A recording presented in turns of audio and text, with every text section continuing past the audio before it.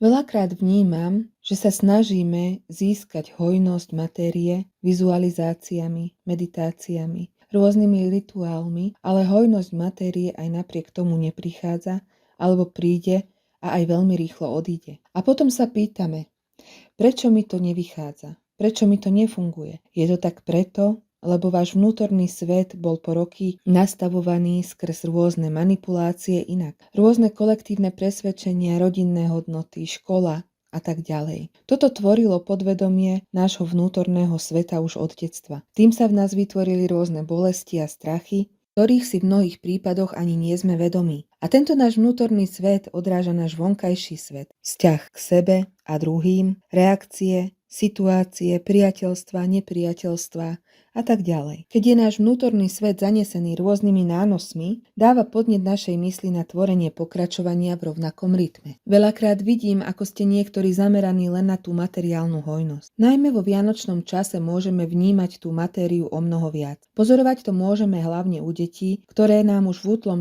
veku povedia chcem autíčko alebo bábiku namiesto skutočných hodnôt ako láska, podpora, mier, radosť, pochopenie a tak ďalej. A na nich najlepšie vidíte, na čo je zameraný v ohľade hojnosti váš vnútorný svet, ale aj svet tých jemu najbližších, ako sú starí rodičia, škôlka, škola, priatelia a tak ďalej. Niekedy sa to ťažko počúva a priznáva, hľadáme výhovorky, zvykneme obviňovať druhých, ale to nie je cesta. Dôležité je priznať si tú závislosť na materiálnom, priznať si, že sme slepo nespokojní a nevidíme to skutočné bohatstvo, ktoré si so sebou nosíme. Áno, stále robíme chyby. Dôležité je uvedomiť si ich, pochopiť ich a prijať ich s láskou. Vtedy sa otvoria nové dvere. Na to, aby k vám prišla skutočná hojnosť, musíte objaviť hojnosť sebe samom. To bohatstvo, s ktorým ste spokojní. A to nie sú pomýlené hodnoty, vštepované od malička systémom, ale tie skutočné hodnoty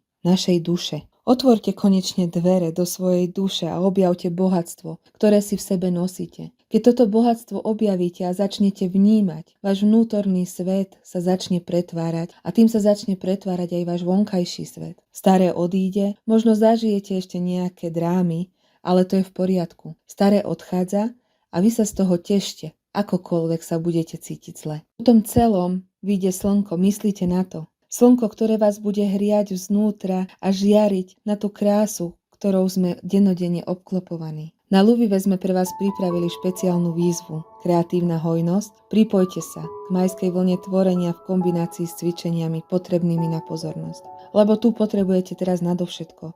Je to ako soľ v rozprávke Soľ nad zlato. Zároveň je táto výzva robená v kombinácii s mojimi svetelnými kódmi vesmíru k danej téme. Je to prvá kombinovaná výzva v spojení rôznych učení, zároveň je tvorená s energiou lásky a svetla. Neváhajte a pripojte sa. Nájdite v sebe to bohatstvo, ktoré je skutočne to pravé a privedie vás k požehnanej matérii.